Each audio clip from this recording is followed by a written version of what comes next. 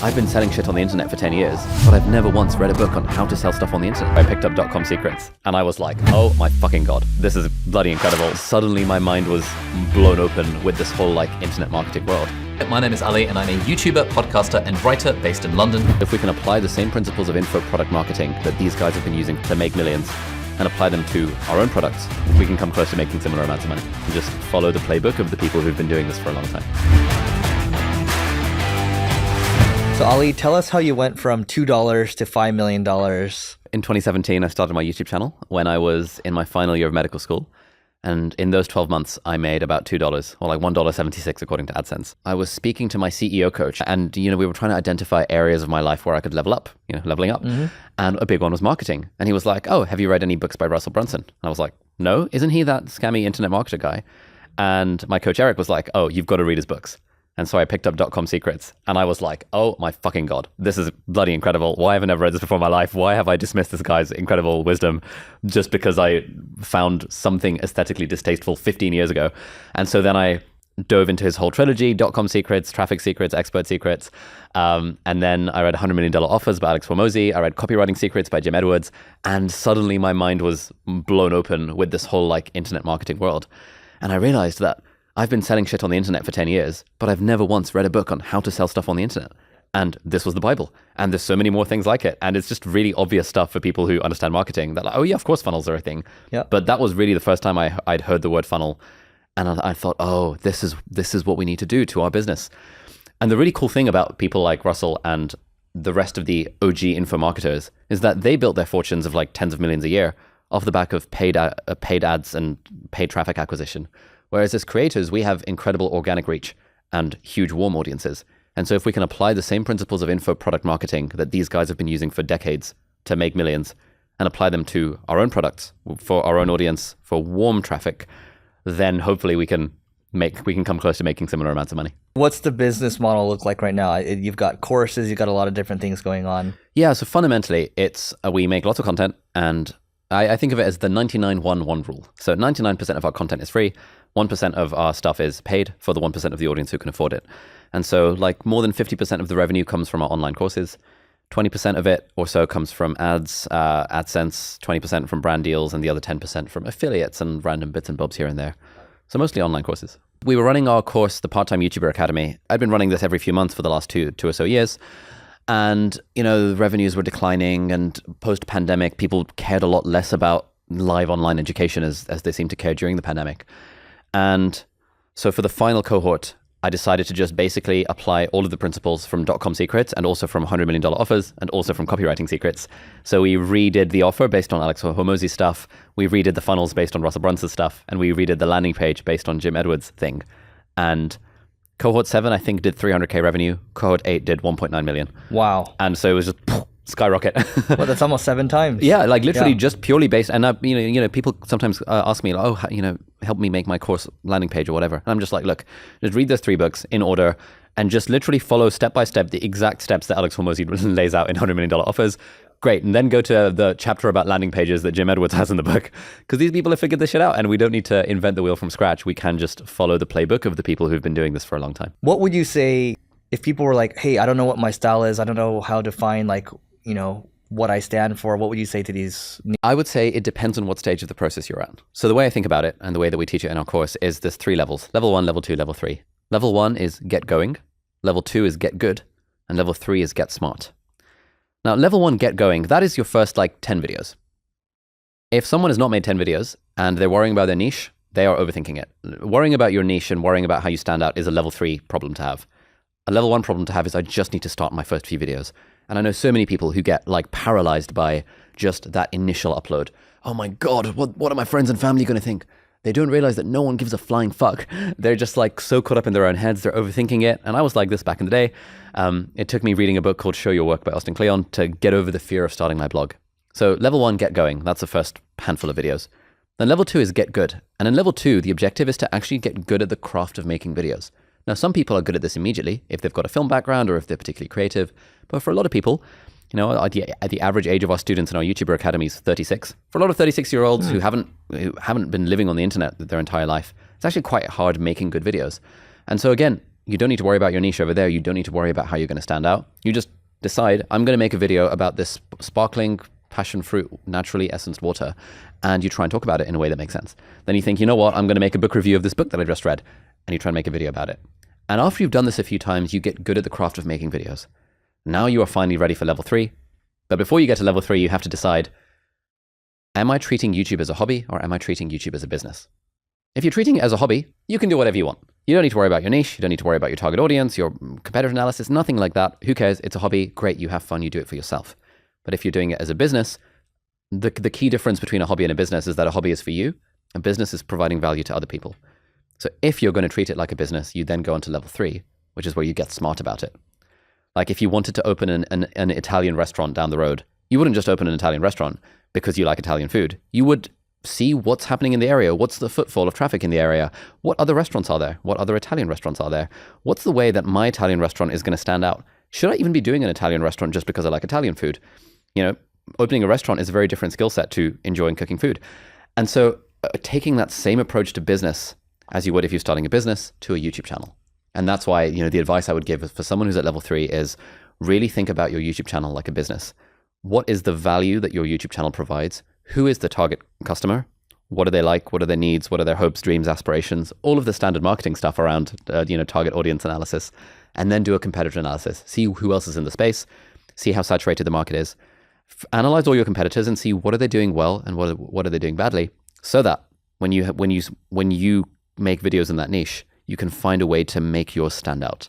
They don't have to be better than other people's, but they do have to be different. We're talking about this at lunch too. It's like, one, YouTube, really any social channel gives you this amazing organic reach, but we're basically employees of these social platforms, right? And so once you stop playing the YouTube game, your organic reach starts to drop. So how do you plan on combating that?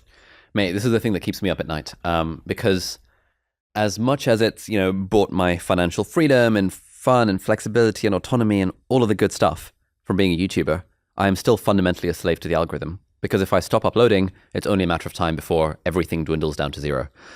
Partly what I'm trying to do is to build a business that A, is not reliant on views, because it's quite a stressful place to be. Like, you and I know other YouTubers who monetize exclusively through AdSense and brand deals. That's really stressful because now your business revenue is directly tied to how many views you get. So how do we get to a place as a business where our business revenue is decorrelated somewhat from how many views we're getting each month? And that normally comes from having your own product to sell. If you have a product in a niche market that's fairly high ticket, you don't need to be getting hundreds of thousands of views. You just need to be getting a few views from the right audience who'll then buy your stuff. And I think a great example of this is August Bradley, who had a YouTube channel about Notion. It still does. And his channel only had like 15,000 subscribers when he released his online course. And I think in his first launch of his course, he made about $600,000 from an audience of only 15,000. And there are so many YouTubers I know with millions of subscribers who do not make 600,000 a year because they just don't have a product to sell. So for us, it's like, A, how do we decorrelate our business revenue from the number of views that we get?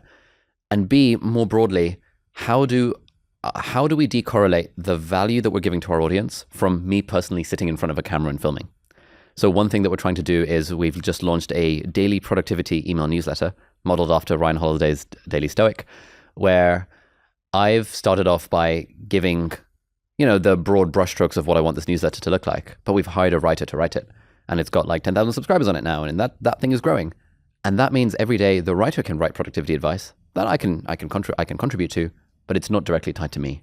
And so what we're trying to do is, how do we build assets and how do we build kind of delivery vehicles for our courses and products that do not require me to sit in front of a camera? Got it. And that's a real challenge. So how are you guys solving that challenge right now? So number one, we're thinking, what are the organic sources of content that we can create that don't rely on me, like the daily productivity, the email newsletter. We're thinking of maybe doing something around YouTube as well, because our course is a YouTuber academy. And so if we had an organic email list, kind of like Colin and Samir's, where we just gave really good, useful YouTube tips, could that be a funnel to the courses? And then on the product delivery end, we have a customer service head, Alison, our head of customer success, and she's got a team of freelancers and contractors working underneath her. And so what we're trying to do is figure out, when we're creating the offers for our courses, how do we deliver value to our audience or to our customers in a way that does not require me? So instead of me hopping on a call with them every time, can we get members of the team to have regular office hours? Can we hire people to give them feedback on their videos? We're toying with the idea of doing some sort of productivity coaching thing. Obviously, that needs to not be me who's delivering the product. So can I create the curriculum? Can we train coaches on the curriculum? And then can the coaches deliver the product? That's the sort of thing that we're trying to do now. It's kind of like what Think Media does with their YouTube channel. You know how like it used to be tied to the founder, Sean Cannell, right? And now it's like a bunch of people on the squad. Yeah. So we got a lot of inspiration from Think Media back in the day. And we tried to copy them, basically. So we tried to launch a YouTube channel called the Part-Time Creator Academy. And we had like this whole vision for it. We did a massive amount of competitor analysis. We looked at Think Media, video creators, channel makers, film booth, all of these other channels that were teaching people how to be creators. And we thought, great, let's just do Think Media. Let's just get a cast of characters. Every week, one person can film a video. If we have 5 people, that's 5 videos a week. This is great. We'll sell our courses. And then we realized, oh my God, it's really, really, really hard growing another YouTube channel. And we made a few videos. It just didn't feel right. And we shut down the whole project. So I'm filled with admiration for what Think Media have managed to do, because Sean has really done the thing well, where he has been able to distance himself from the content. And over time, his gang are featuring more and more in the videos, and he's having to show up a lot less. When you think about your audience sizes, right? So you got close to 5 million on YouTube. Like how, like your newsletter and everything, like how big are these other channels? Yeah, so newsletter is about 400,000. Instagram is 500,000. Twitter is 400,000, 300,000. So, those sorts of ballparks. I think LinkedIn, we've just crossed 100,000. Podcast is 300,000. Oh, wow. That sort of thing. What are you doing on LinkedIn right now? Basically, we have writers who convert my YouTube videos into Twitter threads, and then we copy and paste them onto LinkedIn. Literally just like the threads style? Yeah, pretty much. And it works? Yeah, it seems to. What? Okay. Oh, and also, like, if I post something on Instagram that's related to the business, like, hey, we just launched a blah, blah, blah, we'll copy and paste it onto LinkedIn. LinkedIn is a copy-paste venue for us, and it seems to be working. I'm surprised that's working. Wow, interesting. I thought they got more sophisticated, but apparently not. How about your email list? Like 400,000 is a lot. Like, are you buying ads to grow it? Like, how are you growing the email list? We don't really do anything. We have a few lead magnets. We've done a few giveaways in the past. Mostly, we just try. We try and plug the email list somehow in every video. So in the middle of the video, in our sort of video production checklist, we have a checklist that says, have we plugged the email list? So either we'll do that through a lead magnet. So let's say it's a video about how I manage my time. I'll be thinking when I'm making the video, what is the freebie I can give away with this? And so one of our most successful lead magnets was just a Google Sheet template that I made, that Bob actually made, which was very kind of her. I sort of use a Google Sheet as my annual calendar. And I just said to Bob, hey, can you turn this into a pretty version that we can just, let people download? And so we just had this as a Google Sheet link. And I think we've added 50,000 plus subscribers to our email list from one video, because people were like entering their email address to get the link to the Google Sheet. And then we give them the opt-in, would you like to sign up to the newsletter? And so the little things like that, and occasionally we'll sometimes just say in the middle of a video, hey, by the way, if you're enjoying this video so far, then I'd love for you to check out my weekly email newsletter, Sunday Snippets. It's just a very short email that I send every Sunday, and it's got a few thoughts and some things I've enjoyed reading or listening to, basically copying what Tim Ferriss says for 5 Bullet Friday. Head over to aliabdaal.com/Sunday, and you can sign up completely for free, unsubscribe whenever you want. So I'll just say that in the middle of a video. And then we'll just get 1,000 to 5,000 subscribers every week coming in. That's crazy. Everyone has their own angle. I have a friend. I mean, he's got like 1 million subs on his email, and it's all driven through SEO. And yours is all that's organic, right? And yours is all organic YouTube, basically. Yeah, we're working on SEO, but we are slowly getting there. I wouldn't even consider SEO right now. You're good on all the other stuff. So is the email the main driver for your revenue right now? Are you pushing them to buy, or is it pushing them to a webinar? How does that sequence work? Yeah, so the email is the bridge between our content and our products. What we've realized is that, or rather, what I've realized is that I don't really like selling on my YouTube videos. I don't really like saying, hey, I've got a course, buy my course, blah, blah, blah, because that just feels a bit weird. But I have no qualms with saying, hey, join my email list or get my free 7-day email educational course or whatever. And now they're in our list and they've opted in. And now I have no qualms with us sending them emails. And so the vast majority of revenue from our courses has come as a result of sending emails to the list. You're doing launches? How are you doing that? So back when our YouTuber Academy was a live cohort, we did 8 live cohorts. We would do launches through the email list. Yeah. Now we've switched to an evergreen model because I hate live cohort courses. So we've just gone self-paced with that, but we still have an email list for that. And Jakob, our marketing guy, is doing kind of daily emails that are providing loads of value with an offer at the end. And when Black Friday is going to roll around, I'm sure we'll do something there. We're going to launch a new productivity course. So we're going to sort of get loads of people onto the waiting list and then give them an early bird discount and just, do sensible things. Daniel Priestley's book, Oversubscribed, was also a big Bible in terms of how to do launch-based info product marketing. Got it. And you said you hate live cohorts. Why? So a standard online course, I think a MOOC is what they're called, MOOC, I don't even know what it stands for, is like you sign up to the course and then you've got this video library and you can just watch it at your own pace. A live cohort course is you sign up to a course, it's running from the 3rd of January to the 24th of February. And in those 6 weeks, you're going to be joining 300 other students and it's going to be live sessions with interactive workshops and homework and this and that. It's a whole like production. And so we started our YouTuber Academy as a live cohort thing. Initially, it was just going to be like a $200 pre-recorded course. But I spoke to two chaps, Tiago Forte and David Perel, who had a lot of success making millions with their own live cohorts. And they said, hey, what would it look like if you charged $2,000 for this course rather than $200? And my mind just blew because I could not imagine charging $2,000 for anything, let alone for an online course that I was doing. But I was like, okay, cool, let's give it a go. This, stepping outside of my comfort zone. And so we launched that initial live cohort in 2020.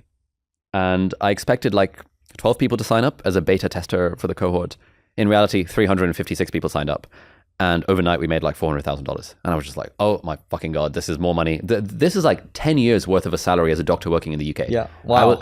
And I had just taken a break from medicine. 40 grand a year. Yeah, it's like 40. I was making 40K a year for my first 2 years of working as a doctor. So I made 10 years worth of that salary in like a week because of this live cohort thing.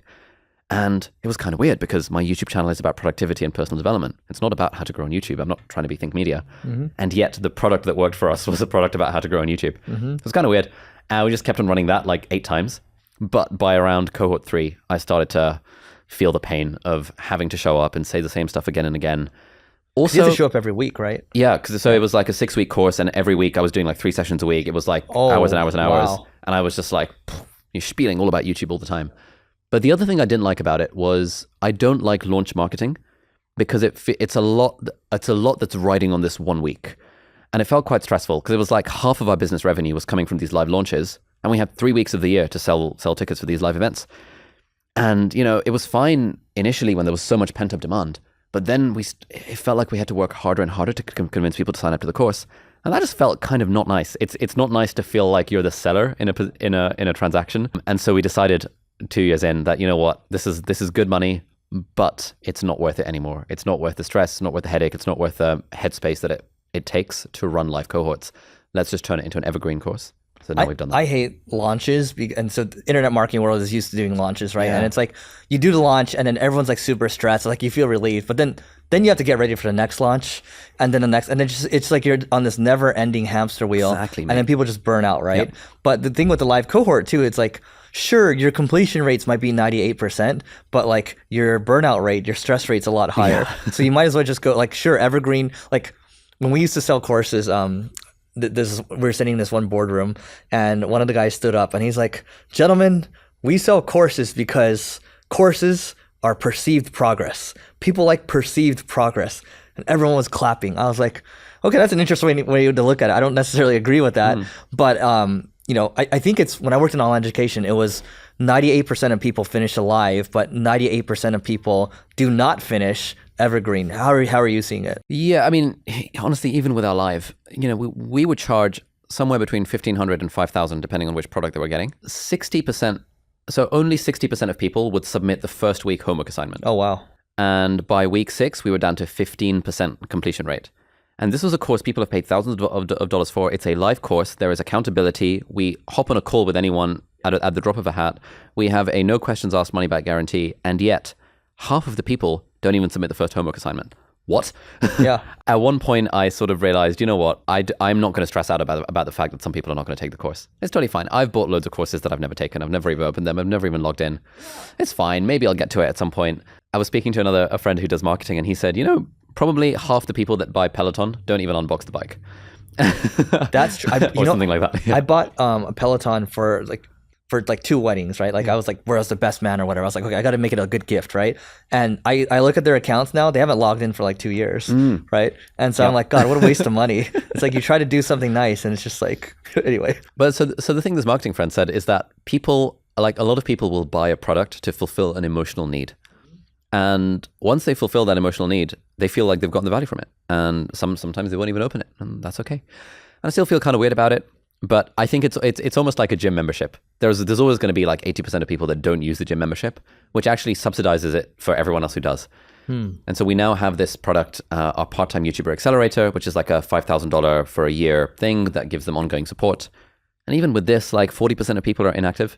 And we send them emails and be like, hey, you know, are you thinking of getting back into your YouTube channel? And usually they're like, either don't reply or they'll be like, oh, sorry, life got in the way. I'll get back to it at some point. So how's that structured? So 5,000 for the year, like what are you giving them? So our evergreen course is 1,000, and then we've got this option to upgrade to the 5,000 a year thing.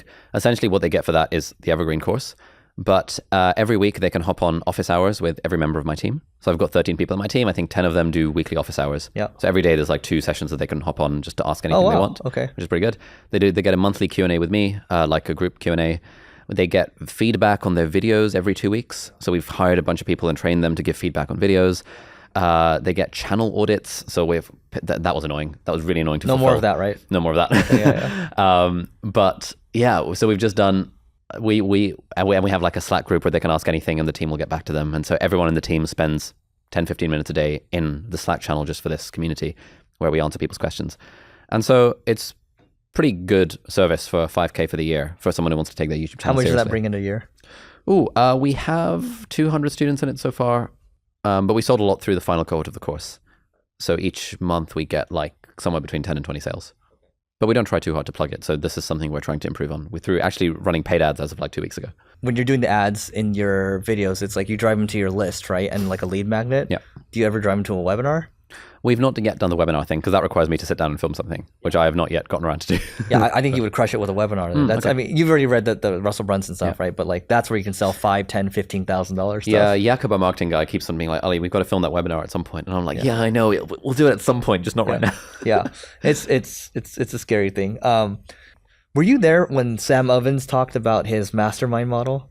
Yes, I was part of his mastermind, Quantum. Oh yeah. And then he refunded everyone. Yeah. And shut it down to focus on school. So what about the Ali mastermind? Yeah, I've thought about this a lot. Partly it feels weird because for it to be worth it, I'd have to charge like $24,000 for the year. And it feels weird to charge people $24,000 for the year. Because I have not paid $24,000 for the year for anything. And so it's like, I haven't paid for this thing myself. I haven't paid that amount of money myself. Therefore, it feels weird to charge for it. How much was uni? Oh, yeah. I mean, uni was only $9,000 a year, actually. But it adds up. 9 it adds times up. 4, Yeah, I was about $50,000 in debt. Yeah.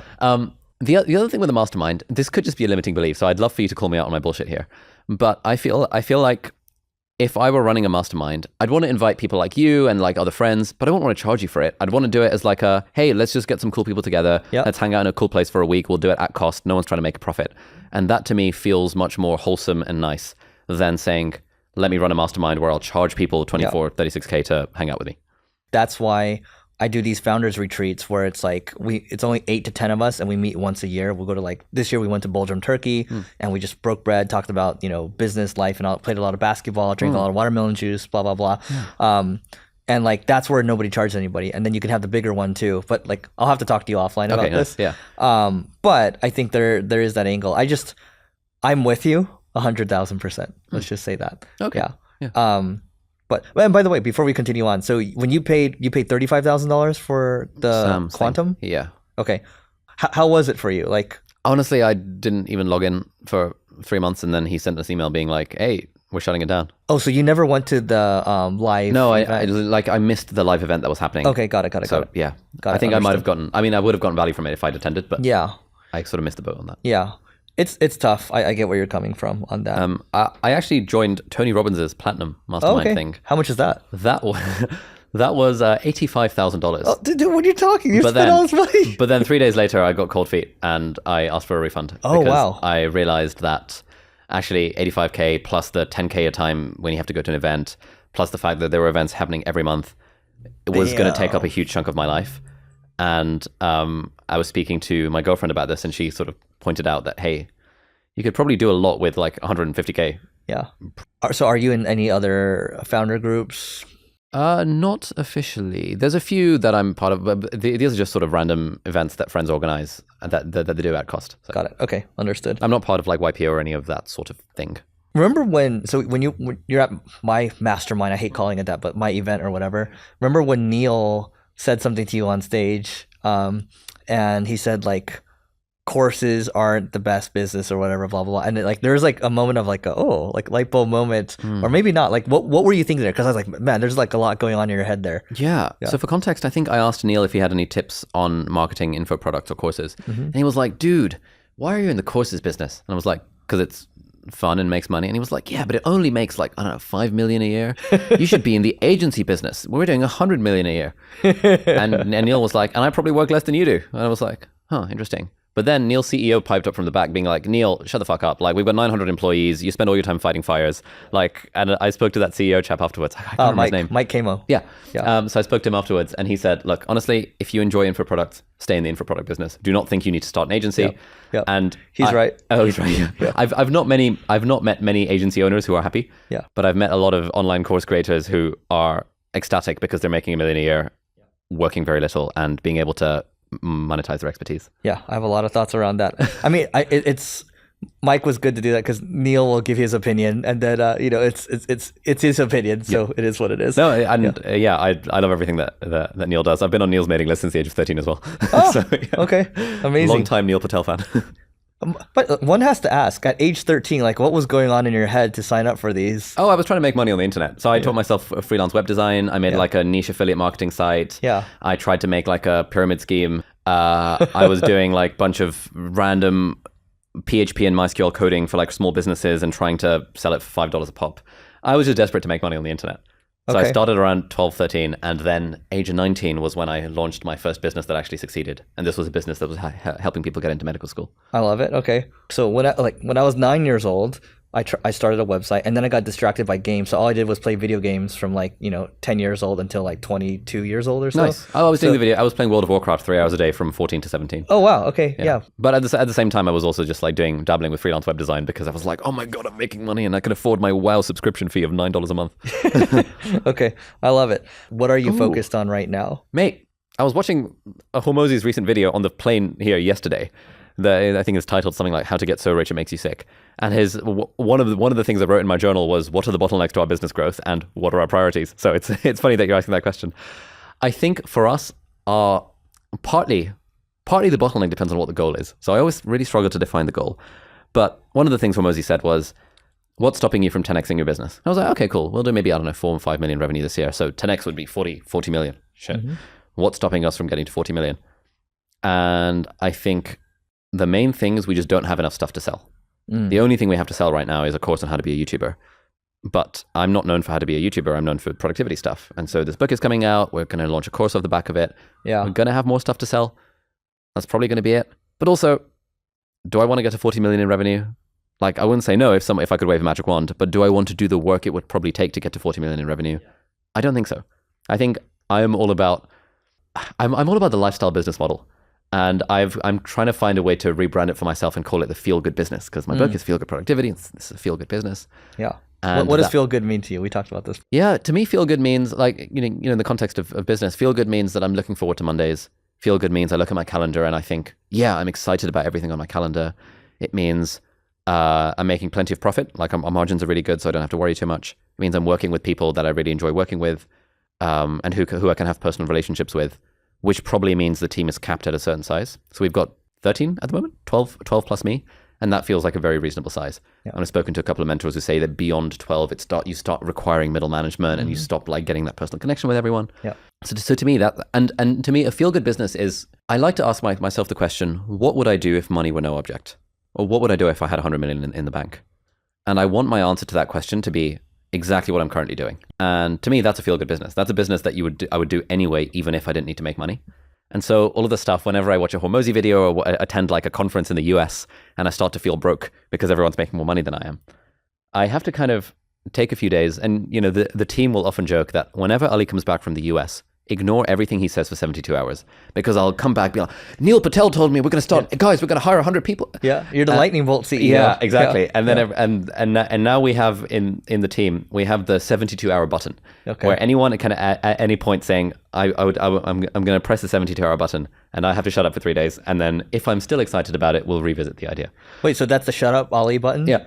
So do you actually shut off? Yeah, I mean, it's a we're not going to take any action on this until 72 hours from now. Got it. And usually, and at that point, I'm like, okay, good point. I'll think about this myself. And then usually I become a lot less excited about the thing after. So that 72-hour button is active 7 days from when you come back. Yeah, basically. pretty much. Yeah. Okay, I like that. I mean, I have this calculation on my screen. It's like it is pretty realistic for you to be making, anywhere from $2 to $5 million a month. Productivity is a very large TAM, it's total addressable market, right? Yeah. And so if you have 20,000 people paying you $250 a month, that's $5 million, right? But because how many people want to be more productive? Like everybody here that I'm looking at, right? And just because you're the productivity master, I heard you say in another podcast that you're not always productive. Neither am I. But it's like, it's a large total addressable market. Yeah. Like this goes a lot bigger than YouTube.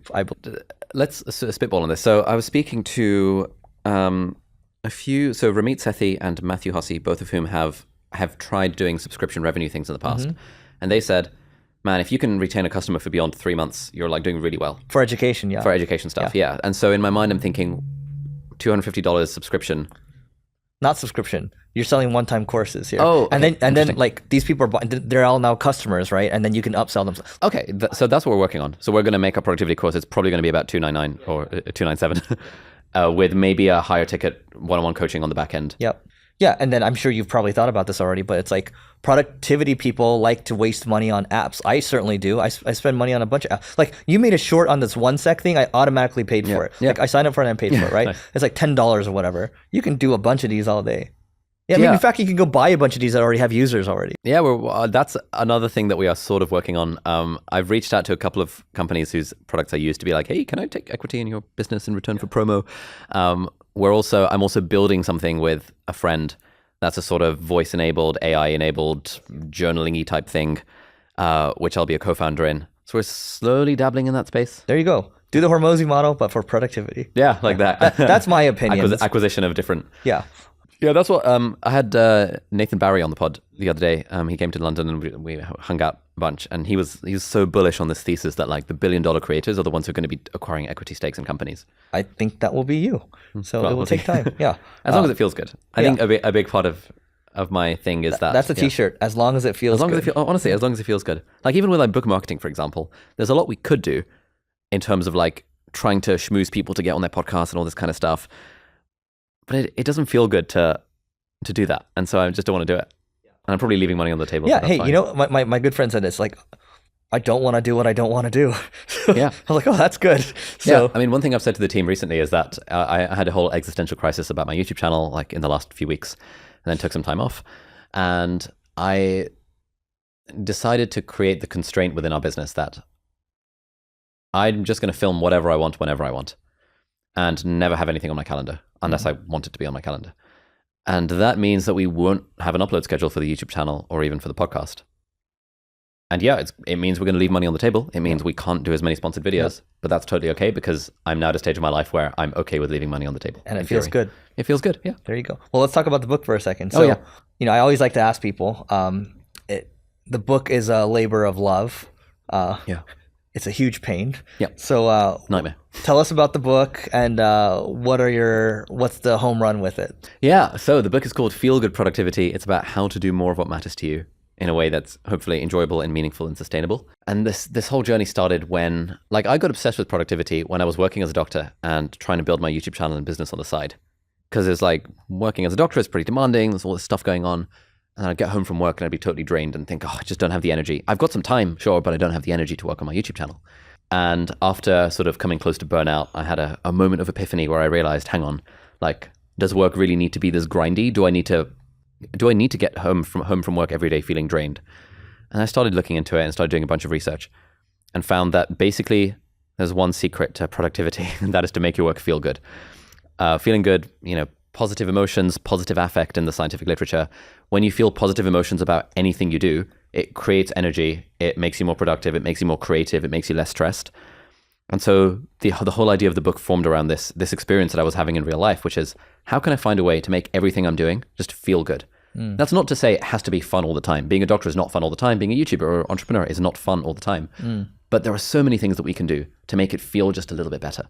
And the better we can feel about our work, the more productive we're going to be. And it's so rare to meet people who are actually at the top of their game who don't enjoy what they're doing. Yeah. And that's just a secret. And so the book is kind of like a bit of a scientific exploration what are the practical, actionable strategies that we can actually use to make whatever we're doing feel that little bit better so that we're more productive. But also, it's also an inherent good for the thing to feel good. Like, you know, I did an interview this morning for a magazine, and you know, the journalist interviewing me asked, hey, does feeling good actually make you more productive? I was like, yeah, it does. But also that's sometimes not the point. Feeling good is itself a good thing.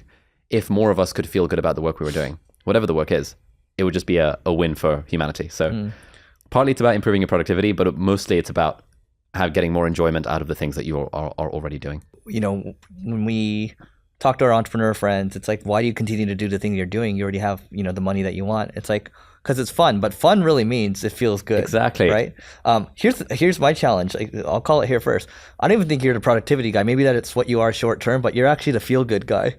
Interesting. So again, I wonder if this is what's spitballing on. So I want to write more books. Now that I've been through the process of writing this one, I now know how to enjoy the process. Now I want the next book to be maybe about fitness, because I want to try and get fit, and I want to do a book kind of documenting my learnings and what I wish I'd known. Now, one option is to call it Feel Good Fitness, and we actually bought the domain feelgoodfitness.com just in case. But the other option is to call it like productive fitness or something. So do I lean into the word productivity to continue being the productivity guy, or do I try and broaden out from productivity to be the feel good guy? I think feel good's just a thing you can own. Like, to me, that phrase, it's like nobody occupies that right now.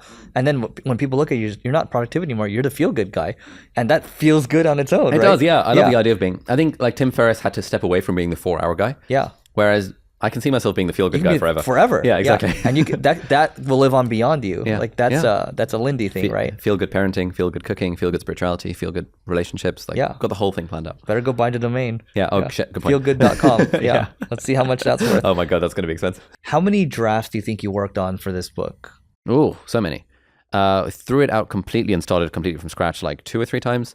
And then first draft, second draft, third draft, like we were on like final V6, you know, all of that kind of thing in our Word document and Google Doc and all that. So there was so much back and forth. The Hormozy thing sticks with me, where he went the extra mile, like 100 extra miles, right? Just to make sure that everything's buttoned up. Because if you release a book that's, you know, half-assed, it's just not going to do as well, versus like if it's, people can tell if you went the extra mile, right? So how did you think about it? Did you think about it the same way? Because I can tell you I half-assed it for my book. So, really? Yeah. This was like a 3-year-long journey, and I ended up in a place where I'm very proud of it. So I don't think I half-assed it. I think had I tried to do it in productive fashion, I would have half-assed it. Because initially when we got the deal, I already had a couple of courses on Skillshare about productivity, and the publisher was just like, "Oh, it's fine. We can just turn the courses into a book." And so that was the original proposal, just turning the courses into a book. And I spoke to the publisher. They were like, "Yeah, this is great." Spoke to this writing coach. He was like, "Yeah, it's great."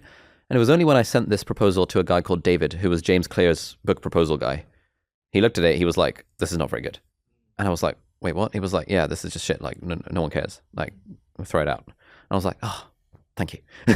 So it was like the half-assed version. Thankfully, someone along the way said, "This is bad. Don't do it." Yeah.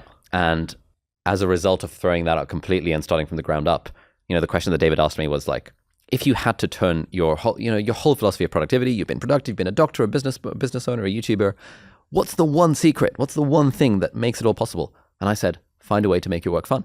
And he was like, great, that's the book. Write a book about that because that's interesting. I was like, oh, okay. And so, yeah, the whole like 12 months of work on the proposal with the whole productivity equation and all the stuff that we were teaching in the course, all that went out the window because of this one idea. Yeah. That if there is only one idea someone takes away from the book, it's that the secret to productivity is to find a way to make your work feel good. You threw the drafts out, the entire drafts out twice, right? Yeah, so the first one was the productivity equation one. Yeah. The second one would then actually we sort of overcorrected and went too much into the fun angle. Yeah. And so the working title was Make It Fun, or Make It Fun, Get It Done, or something to that effect. And the whole thing was like, okay, what are the things that make work fun? And then that also didn't feel good because I kept running into this issue of like the word fun does not encapsulate the thing that we're talking about. Like running a marathon is not fun, but running a marathon feels good. Running a business is not fun all the time, but it does feel good. And so there was this sort of difference between fun and enjoyment and fun and fulfillment and fun and feel good. And so that whole thing ended up being scrapped in favor of what we now have is our 3-part structure, which is energize, unblock, and sustain. And that covers how to make work more feel good, how to beat procrastination, and how to sustain it over the long term so that you don't burn out. I love it. And just so people know too, the first draft that you threw out, how long did that take you? Like how many words were in there? Oh, that was about 70,000 words. That takes a lot of courage to throw that out. I was not willing to throw mine out. Yeah, I mean, I kept hold of it because I'm like, I could form the basis of blog posts and YouTube videos in the future. It's fine, blah, blah, blah. And like, I think 3 or 4 paragraphs made their way into the final draft. Yeah, that's a good reframe. Most of it got completely destroyed. Okay, so the vlog. So you got Bob here, right? So you've been doing the vlog for how long? Oh, it's been a few weeks. Yeah, we saw Stephen Bartlett started his weekly vlog. And I was very inspired by that because I actually don't watch his podcast because, like, you know, I'll watch an episode of the podcast if the guest is particularly interesting and he's just got too much content.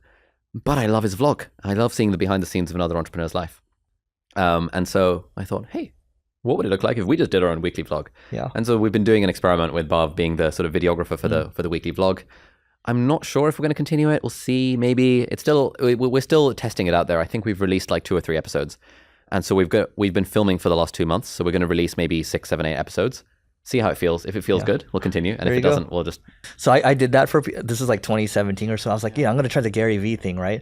And then I just like, a month in, I'm just like, I hate having someone follow me around.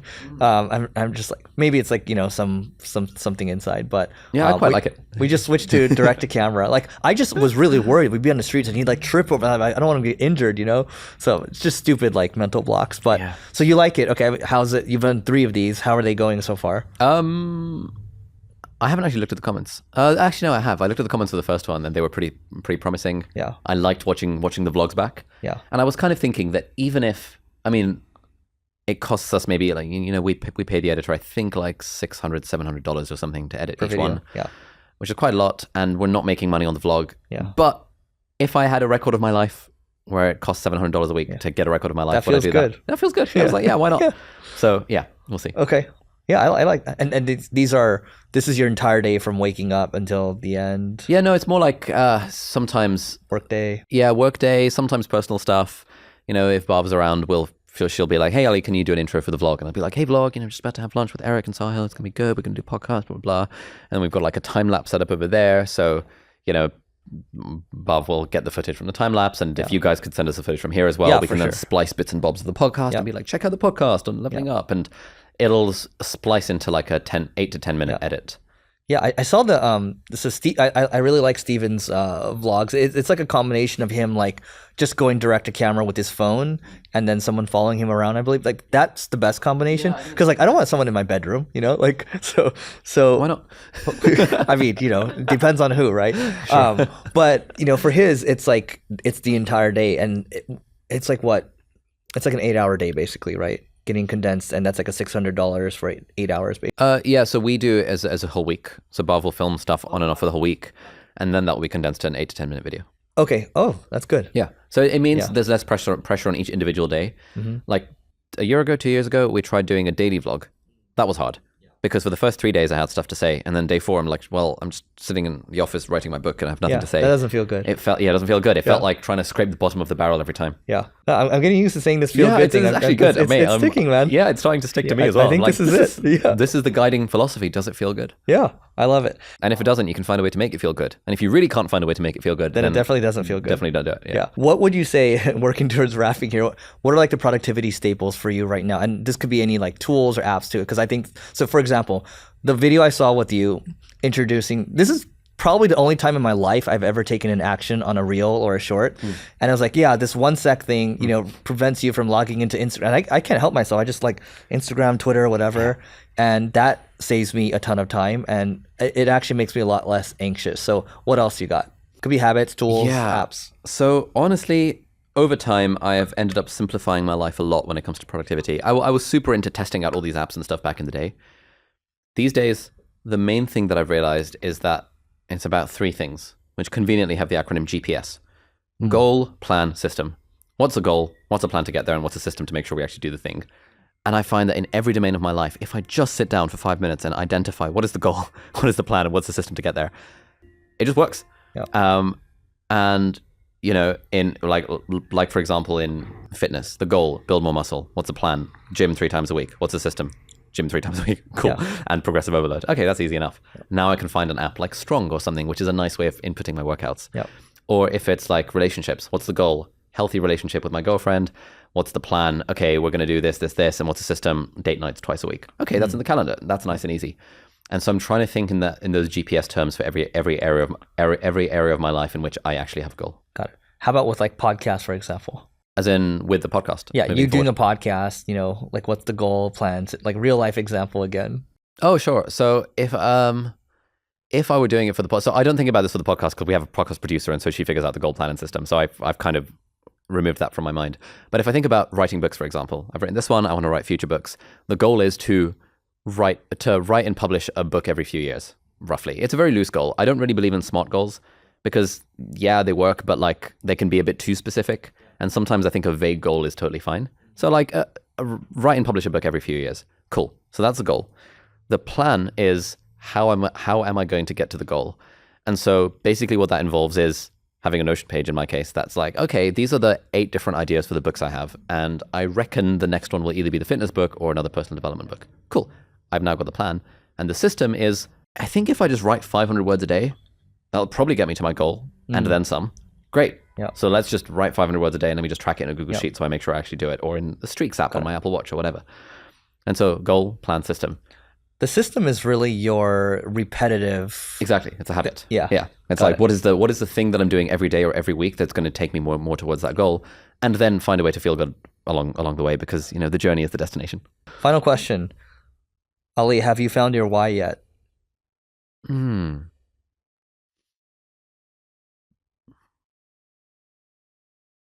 not sure. So sometimes I think I have and sometimes I think I haven't. So in the times I think I have, I ask myself, what would I want written on my gravestone? What would I want my eulogy to read? And I actually wrote out my eulogy like I think a few weeks ago when I was thinking about this question. And every time I ask myself this over the last several years, it's always landed on this idea of being a teacher, just being like a really good teacher. And I think that's my why, to teach and to learn cool things and to then share them with people in the hope that they'll find them useful. Sometimes in moments of doubt, I'm like, is that really my why? Is that really what I want? Do I want to build a $100 million business?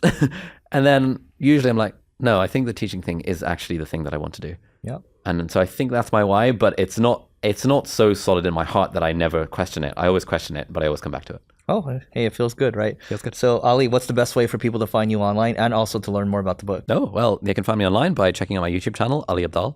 And you can check out the book. It should be now available in all retailers. So you can search for it on Amazon or anywhere else, or you can go to the book website, feelgoodproductivity.com. And we'll give you some freebies and stuff if you buy the book. There'll be more details on the website. Go get the book. Thanks, Ali. Thanks, man.